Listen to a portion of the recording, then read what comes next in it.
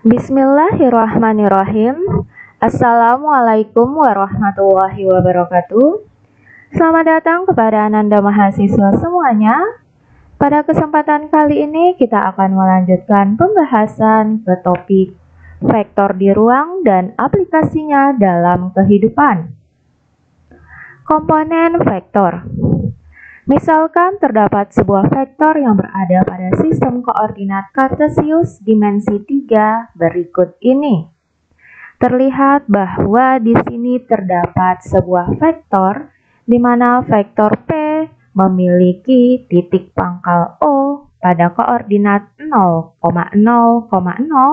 dan memiliki titik ujung atau titik terminal pada titik P, yaitu A1, A2, A3. Gambar yang memperlihatkan vektor tersebut dinyatakan dengan vektor posisi P. Kita lihat bahwa koordinat titik P tersebut dapat dinyatakan sebagai komponen vektor dan dinotasikan sebagai vektor OP dengan komponen vektornya adalah A1, A2, A3.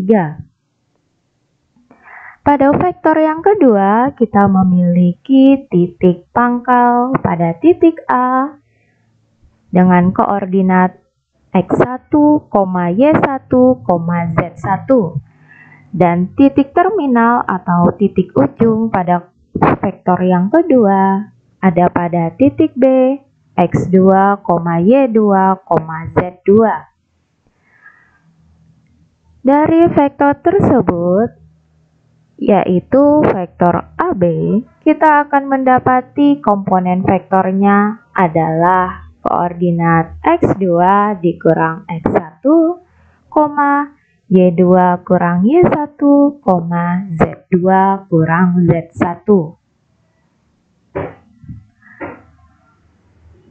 Diberikan vektor A yang digambarkan dalam sistem koordinat kartesius dimensi 3 sebagai berikut. Terlihat bahwa vektor A ini memiliki titik pangkal pada titik origin O dengan koordinat 0,0,0 dan memiliki titik terminal atau titik ujung pada koordinat A1, A2, A3. Maka nanti akan kita dapati bahwa vektor A memiliki komponen vektor yaitu A1 kurang 0, A2 kurang 0, A3 kurang 0. Sehingga nanti komponen vektor dari vektor A adalah A1, A2, A3. Dengan mengetahui komponen vektor, dapat ditentukan panjang dari vektor A tersebut. Panjang dari vektor pada dimensi 3 yaitu panjang vektor A sama dengan akar pangkat 2 dari A1 kuadrat ditambah A2 kuadrat ditambah A3 kuadrat. Vektor basis. Pada ruang atau koordinat dimensi 3, vektor basis adalah vektor yang memiliki panjang satu satuan dan memiliki arah positif ke sumbu X, sumbu Y, dan sumbu Z. Terlihat pada sistem koordinat 3 dimensi berikut, terdapat 3 buah vektor basis, yaitu yang pertama vektor basis I yang memiliki panjang satu satuan dan memiliki arah ke sumbu X positif. Adapun vektor basis I memiliki komponen vektor yaitu 1,0,0. Terlihat pada sumbu X, panjang dari vektor basis I itu adalah 1, pada sumbu Y itu 0, dan pada sumbu Z nilainya 0. Untuk vektor basis J, terlihat bahwa vektor basis J memiliki panjang satu satuan dan memiliki arah yang positif ke sumbu Y, positif. Kita dapati komponen vektor untuk vektor basis C adalah sebagai berikut, yaitu 0,1,0. Lalu untuk vektor basis K, terlihat di gambar bahwa vektor basis K ini memiliki panjang satu satuan dan arahnya ke sumbu Y positif. Kita dapati komponen vektor untuk vektor basis K adalah 0,0,1. Misalkan digambarkan terdapat vektor A, di mana vektor A memiliki titik pangkal pada titik 0,0,0 dan titik terminal pada koordinat A1, A2, A3. Maka vektor A tersebut dapat dinyatakan ke dalam vektor basis, di mana dinotasikan sebagai berikut, yaitu vektor A sama dengan A1I ditambah A2J ditambah A3K. Misalkan terdapat vektor U dengan komponen vektor 1,3,2, maka vektor U tersebut dapat dinyatakan ke dalam vektor basis, yaitu I ditambah 3J ditambah 2K. Sifat-sifat aljabar vektor. Vektor yang berada di dimensi 3 atau ruang memiliki sifat-sifat aljabar yang sama dengan vektor yang berada pada bidang atau dimensi 2. Adapun sifat-sifat aljabar vektor tersebut adalah sebagai berikut. Misalkan A, B, C, di mana huruf A, B, dan C itu ditebalkan. A, B, dan C tersebut adalah vektor, dan C dan D, di mana C dan huruf D tersebut tidak ditebalkan, maka keduanya adalah skalar. Sehingga nanti akan diperoleh 8 sifat-sifat aljabar pada vektor seperti ini. Unit vektor. Unit vektor atau vektor satuan adalah vektor yang memiliki panjang satu satuan. Misalkan terdapat vektor A, maka vektor satuan U dari vektor A dapat ditentukan dengan langkah berikut. Vektor satuan U sama dengan 1 per panjang vektor A dikali vektor A, atau sama dengan vektor A per panjang vektor A. Untuk mengecek bahwa vektor satuannya memiliki panjang 1, maka dapat ditentukan sebagai berikut. Panjang dari vektor satuan U sama dengan akar pangkat 2 dari U1 kuadrat ditambah U2 kuadrat ditambah U3 kuadrat. Berikut ini akan dijelaskan aplikasi vektor dalam kehidupan sehari-hari, di mana akan dicontohkan pada permasalahan berikut. Contoh, terdapat besi dengan berat 100 Newton yang digantung dengan 2 buah tali seperti pada gambar di samping. Tentukan gaya atau tegangan dan besar tegangan yang bekerja pada kedua tali tersebut.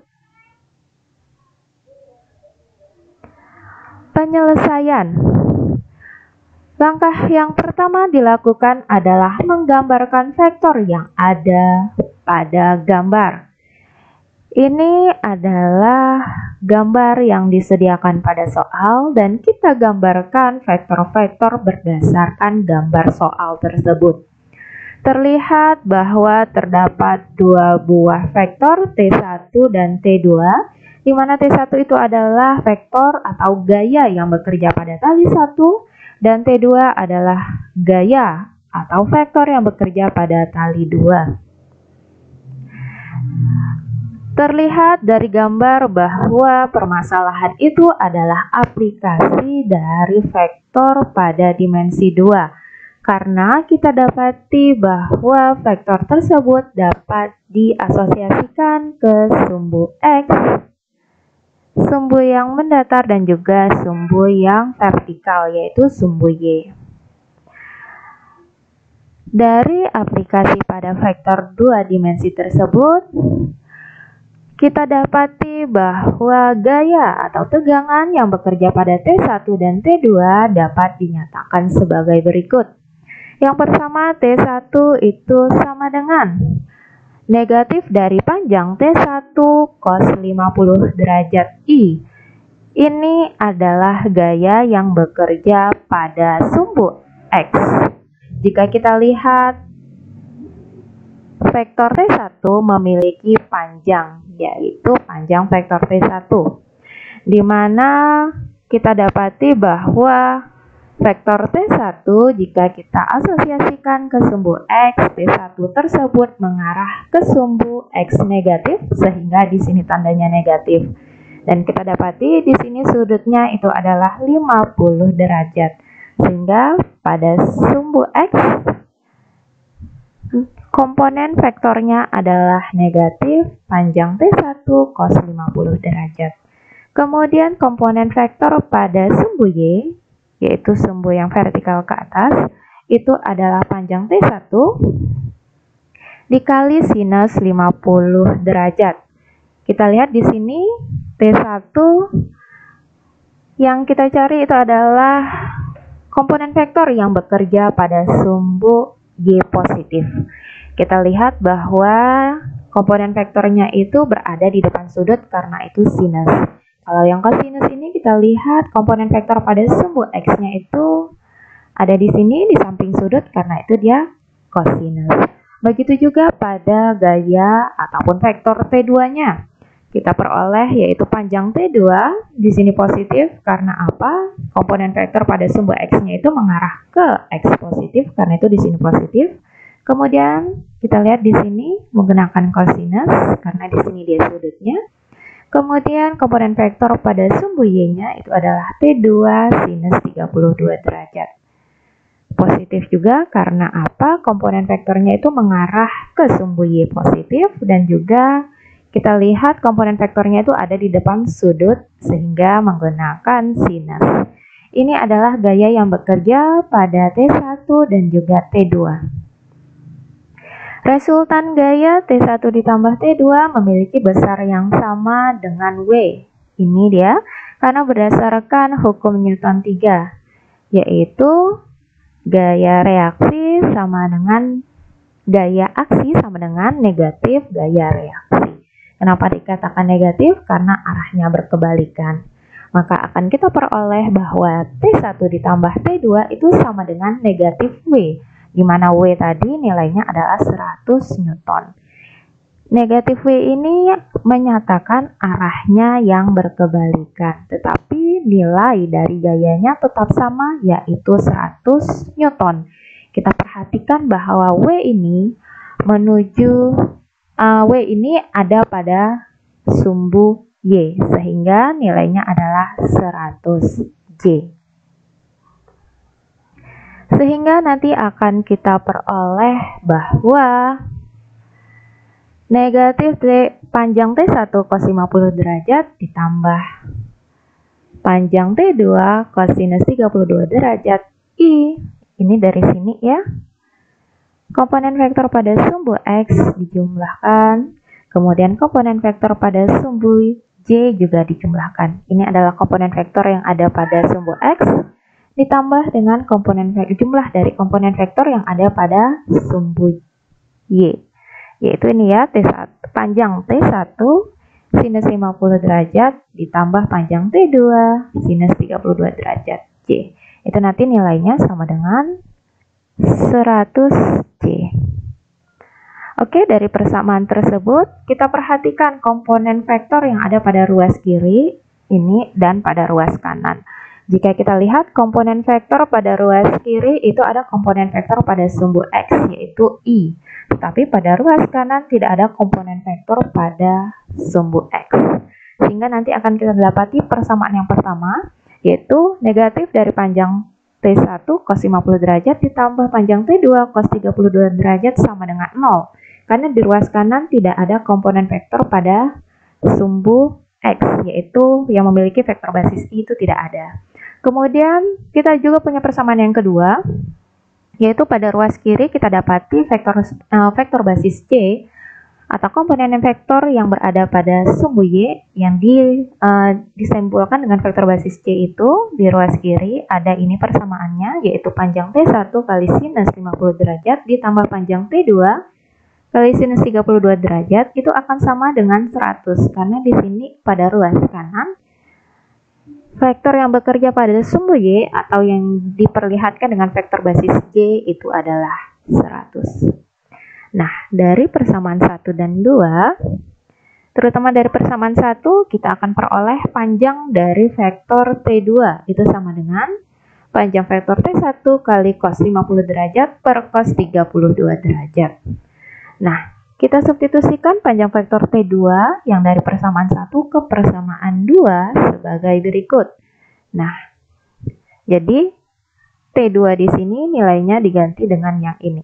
Kita dapati nanti persamaan 2-nya akan berubah menjadi T1 sinus 50 derajat ditambah panjang T1 di sini ya panjang T1 sinus 50 derajat ditambah panjang T1 cos 50 derajat per cos 32 derajat kali sinus 32 derajat sama dengan 100. Ini adalah persamaan 2 yang kita ubah panjang vektor T2-nya. Maka nanti akan kita peroleh tegangan talinya sebagai berikut, yaitu T1 sama dengan 100 per sinus 50 derajat ditambah tangen 32 derajat kali cos 50 derajat. Nilainya akan mendekati 85,64. Lalu kita juga akan memperoleh panjang dari vektor T2 yaitu panjang vektor T1 cos 50 derajat per cosinus 32 derajat. Sehingga nanti diperoleh nilainya mendekati 64,91. Dari panjang vektor T1 yaitu 85,64 dan panjang vektor T2 yaitu 64,91, kita substitusikan kedua nilai tersebut ke persamaan gaya yang ada pada T1 dan T2. Ini dia persamaan gayanya yang sebelumnya telah dijelaskan. Maka nanti akan kita peroleh gaya yang bekerja pada tali 1 atau vektor T1 itu adalah negatif 55,05I ditambah 65,60J. Dan gaya yang bekerja pada tali 2 atau vektor T2 itu adalah 55,05I ditambah 34,40J.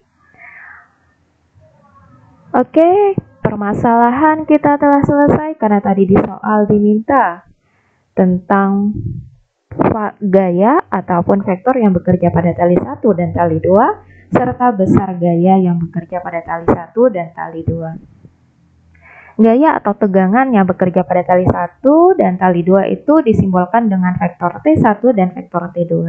Sementara besar dari gaya atau tegangan yang bekerja pada tali 1 dan tali 2 itu nilainya sama dengan panjang vektor T1 dan panjang vektor T2. Dengan ditemukan nilai-nilainya, maka telah selesailah permasalahan yang diberikan tersebut. Oke, itu tadi pembahasan kita terkait vektor di ruang dan aplikasinya dalam kehidupan sehari-hari. Billahi taufiq wal hidayah. Wassalamualaikum warahmatullahi wabarakatuh.